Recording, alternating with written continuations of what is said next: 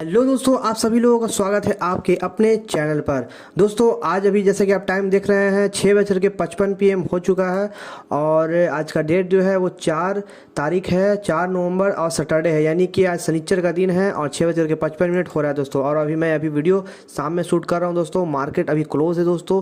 Friday तक का ही market था और ये भी क्लोज हो चुका है और सैटरडे और संडे छुट्टी रहता है दोस्तों। मैं आज आपको बताऊँगा कि किस तरह से आप एक रजिस्टेंस और सपोर्ट को ड्रॉ कर सकते हैं, किस तरह से आप एक एनालिसिस लगा सकते हैं, अंदाज लगा सकते हैं कि मार्केट आपके इसी बिहेवियर के साथ ही ओपनिंग और क्लोजिंग देगा या फिर मार्केट किस रजिस्टेंस के साथ में बिहेव देगा।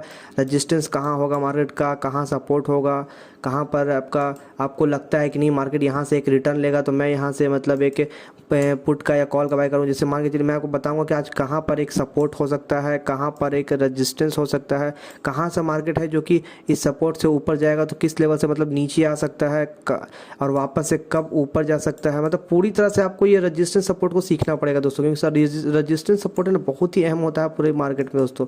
ठीक है, तो मैं आपको सिखाऊंगा रजिस्टेंस और सपोर्ट को किस तरीके से इस्तेमाल किया जाता है दोस्तों। तो ठीक है, देखिए सबसे पहले मैं समझते हैं अपने बातों को।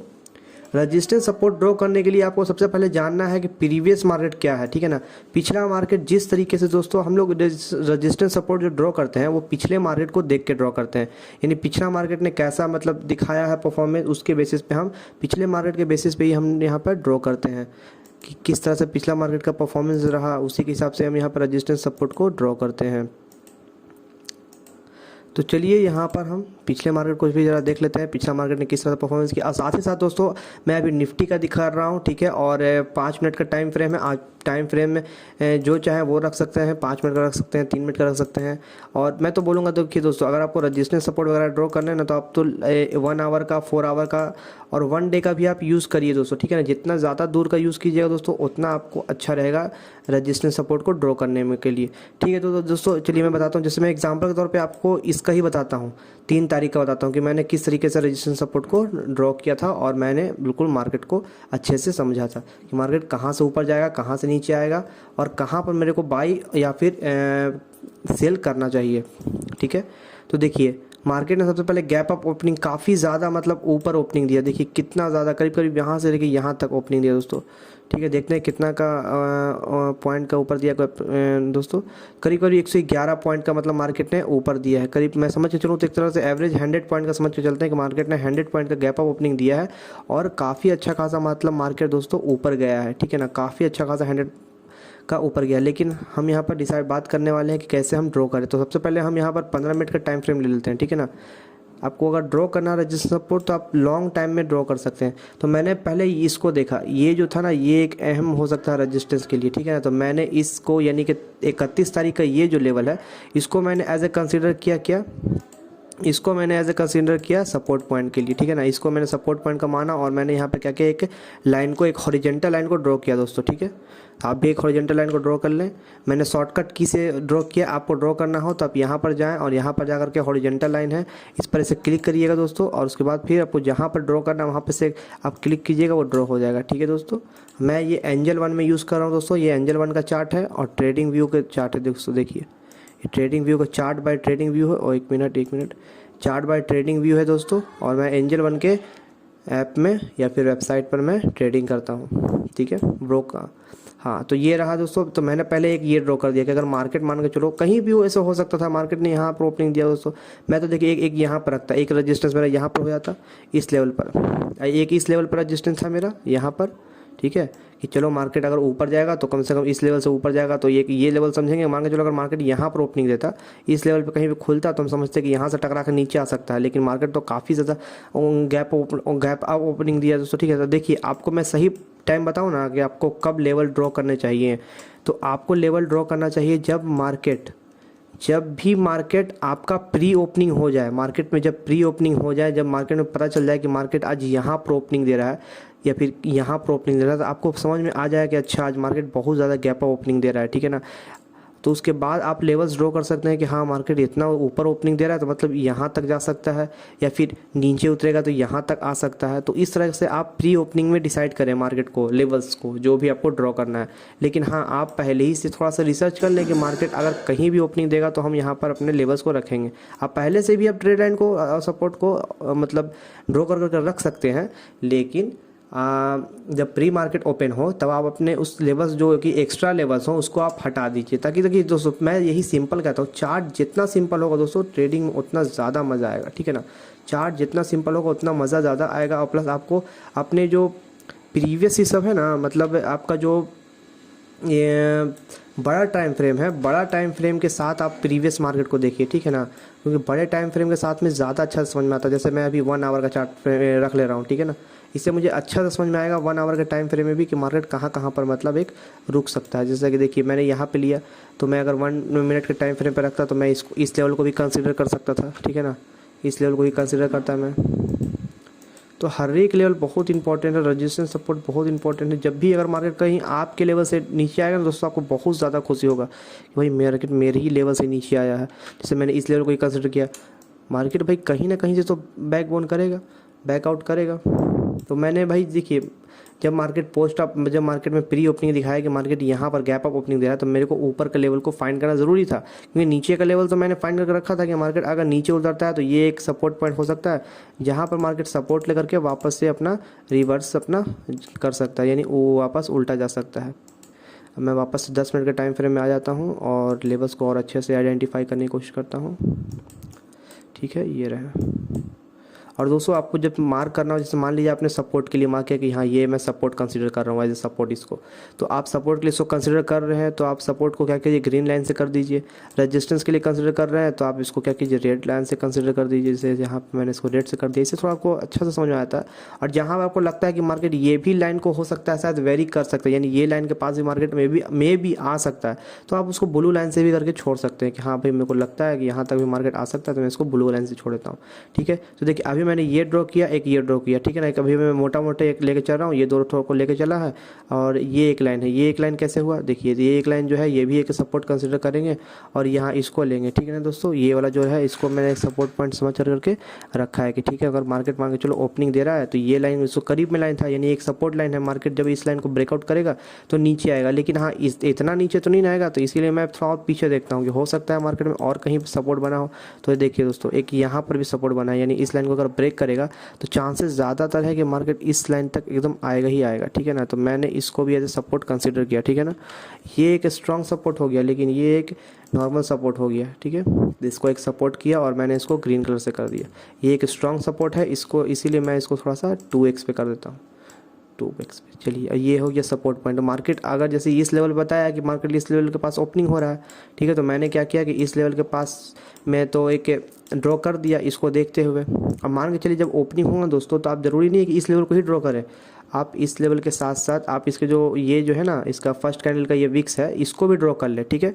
खास करके आप 2 लाइन को ड्रॉ करने की कोशिश करें, 2 लाइन ज़्यादा बेटर देन होता है 1 लाइन से, ठीक है। इससे आपको कंफर्मेशन ज़्यादा मिलता है कि हाँ भाई मतलब ये लाइन 2 लाइन है, इस 2 लाइन के बाद जब मार्केट नीचे जाएगा या ऊपर जाएगा तब यहाँ पर अपना हम बाइंग का एक अपॉर्चुनिटी बनाएंगे, ठीक है ना। तो ये लाइन आप बिल्कुल सिंपल भाषा में आपको बता रहा हूँ दोस्तों, प्रीवियस मार्केट को बस आपको देखना है, ठीक है बस। अब देखिए जैसा कि मैंने ये लाइन जो ड्रॉ किया इसको देखते हुए मैंने लाइन ड्रॉ किया, ठीक है। किसको देख के लाइन ड्रॉ किया मैंने, इस लाइन को मैंने देख करके ड्रॉ किया। देखिए इस लाइन को इसको मैंने देख करके ड्रॉ किया, प्रीवियस लाइन क्यों देख के ड्रॉ किया कि मार्केट जब एकदम बहुत शार्प फॉलिंग हो रहा था तो यहाँ पर कहीं ना कहीं तो भाई बायर एक्टिवेट थे, यानी कि बायर का पॉइंट ऑफ व्यू था मार्केट को ऊपर ले जाने का। तो कहीं ना कहीं यहाँ पे स्ट्रॉन्ग बायर था, इसके वजह से देखिए तो मार्केट में यहाँ पर कितना तो 21 पॉइंट का देखिए यहाँ पर ऊपर देखिए यहाँ पे 21 पॉइंट का दोस्तों देखिए तो 21 पॉइंट का मतलब मार्केट को कम से कम बनाया था, ऊपर गया, काफ़ी तेज़ी से ऊपर गया। उसके बाद फिर एक और कैंडल ऊपर गया दोस्तों, लेकिन यहाँ पर सेलर का प्रेशर ज़्यादा था, इसकी वजह से मार्केट वापस से रिवर्स होकर नीचे चला गया। लेकिन यानी कि ये समझ में आ रहा है कि ये लेवल पे कहीं ना कहीं बायर एक्टिव हैं, ठीक है ना। तो मार्केट अगर नीचे जाता भी है इस लेवल तक तो हो सकता है इस लेवल पे वापस से बायर एक्टिव हो जाए और मार्केट को ऊपर की ओर ढकेल सकते हैं, ठीक है। लेकिन अगर इस लेवल के नीचे मार्केट जाता है तो समझिए तो एक स्ट्रॉन्ग हमें डाउनफॉल दिखेगा और कम से कम यहाँ तक तो दिखेगा। लेकिन मार्केट दोस्तों यहीं पर रह गया, ठीक है ना। मार्केट क्या हुआ कि मार्केट में मार्केट इस लाइन के नीचे आ ही नहीं पाया। फर्स्ट ही कैंडल जैसे ही इस लाइन को टच भी किया तो मार्केट वापस से रिवर्स हो गया। ठीक है, तो ये तो समझ में हमको शुरू में आ गया 1 2 3 4, यानी कि हमें 9:45 में समझ में आ गया कि मार्केट जैसे ही इस लाइन को ब्रेक कर रहा है, मार्केट में कहीं ना कहीं यहाँ पर बायर बैठे हुए हैं जो मार्केट को ऊपर पुश कर रहे हैं। इसका मतलब मार्केट में इस लाइन से नीचे जाने के लिए मार्केट को काफ़ी हैवी क्वांटिटी में सेलिंग करना पड़ेगा। इसके नीचे जाने के लिए मार्केट को काफ़ी हैवी क्वांटिटी में सेलिंग करना पड़ेगा। किसके नीचे? तो इसके नीचे भेज जाने के लिए, इसके नीचे अगर इसको जाना है तो हेवी क्वांटिटी में यहाँ पर सेलिंग मार्केट को करना होगा। लेकिन यहाँ पर हेवी क्वांटिटी में सेलिंग नहीं हुआ, जिसकी वजह से मार्केट वापस से रिवर्स हो गया और ऊपर चला गया। ठीक है, लेकिन ऊपर भी गया, ऊपर का बताएंगे, पहले नीचे का समझ लेते हैं। ठीक है, तो ये जो मैंने लेवल रखा उस लेवल के पास रहा। मैं कहा था कि जैसे ही इस लेवल पर नीचे जाएगा मार्केट इस लेवल के पास पहुँचेगा ही पहुँचेगा। देखिए हुआ वैसे ही, मार्केट जैसे ही इस लेवल से उतरा, इस कैंडल को देखिए आप, इस कैंडल में देखिए क्या दिख रहा है आपको। मार्केट जैसे ही इस लेवल को ब्रेकआउट देता है तो कहाँ जाता है भाई दोस्तों? तो मार्केट जैसे ही इस लेवल को ब्रेकआउट दिया तो इस लेवल तक आया, इस लेवल तक आया, उसके बाद फिर तुरंत रिवर्स हो गया। देखिए कैंडलस्टिक पैटर्न को देखिए, बिहेवियर को समझिए किस तरह से बना है।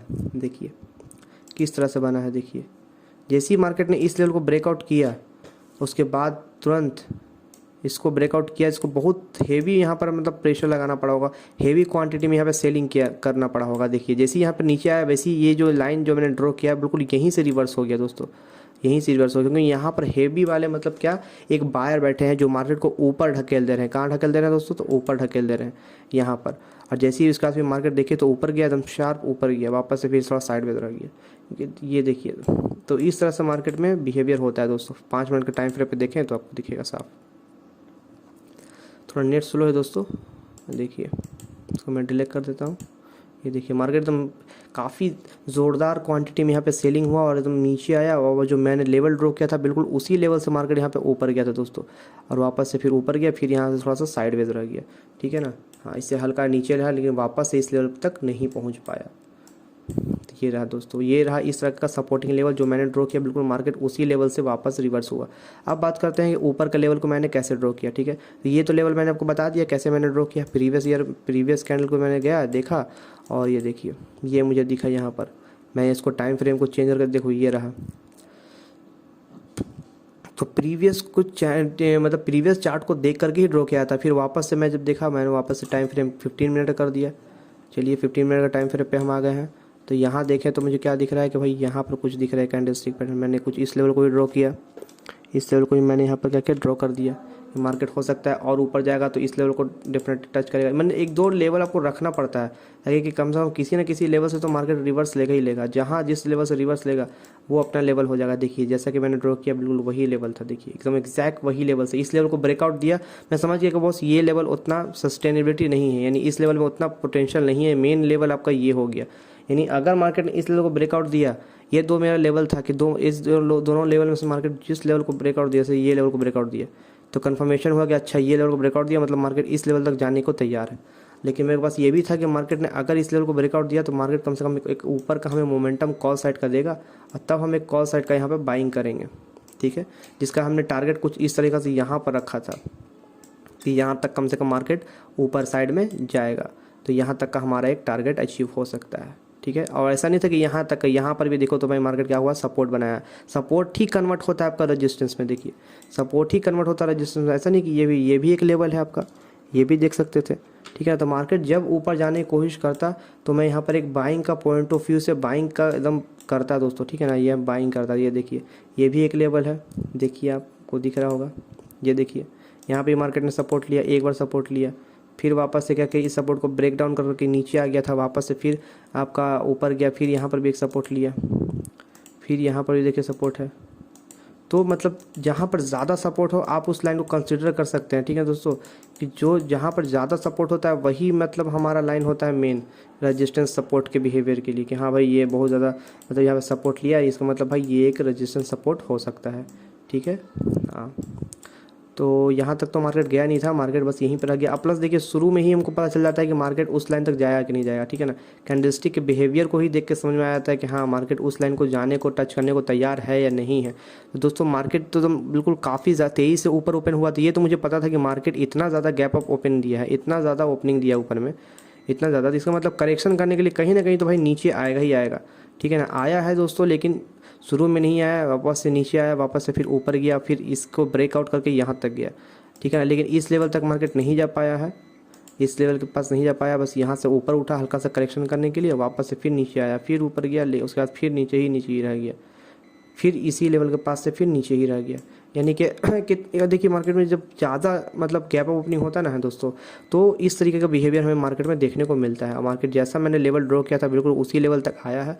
और आज तो भाई दोस्तों मतलब काफ़ी अच्छा खासा इसमें मतलब मेरा प्रॉफिट भी हो सकता था, लेकिन चलिए प्रॉफिट और लॉस तो मार्केट का हिस्सा है, आज होता है तो कल नहीं भी होता है, लेकिन हमें रिस्क मैनेजमेंट रखना बहुत ज़रूरी है। वही मैं बताऊंगा आपको किस तरह से आप अपना रिस्क को मैनेज कर सकते हो। पहले तो आप सीख लो कि किस तरह से रेजिस्टेंस सपोर्ट को ड्रॉ करना है। पिछला मार्केट को देख करके ही आपको रेजिस्टेंस सपोर्ट को ड्रॉ करना है। आपको रेजिस्टेंस सपोर्ट को अगर ड्रॉ करना है तो पिछला मार्केट को देख करके आपको ड्रॉ करना होगा दोस्तों। पिछला मार्केट के बिहेवियर को देख करके ही आप ड्रॉ कर सकते हैं दोस्तों। देखिए ठीक है दोस्तों, पिछला मार्केट को देखिए और अब रेजिस्टेंस सपोर्ट को ड्रॉ कीजिए और बैक टेस्टिंग जरूर कीजिए दोस्तों। आपको प्रैक्टिस करना बहुत ज़रूरी है, ठीक है ना दोस्तों। प्रैक्टिस कीजिएगा आप, तभी आप आगे बढ़ सकिएगा दोस्तों, ठीक है ना। अब मैंने ये नहीं कि मैं बता दिया और मेरे ऊपर तो छोड़ दिए। प्रैक्टिस आप पहले खुद कीजिए, उसके बाद फिर आप बताइए कि हाँ जो मैंने बताया वो आपको काम किया कि नहीं किया दोस्तों। तो वीडियो को दोस्तों लाइक कर दें, सब्सक्राइब कर दें। मिलते हैं फिर आपसे अगले वीडियो में, तब तक के लिए दोस्तों जय हिंद, वंदे।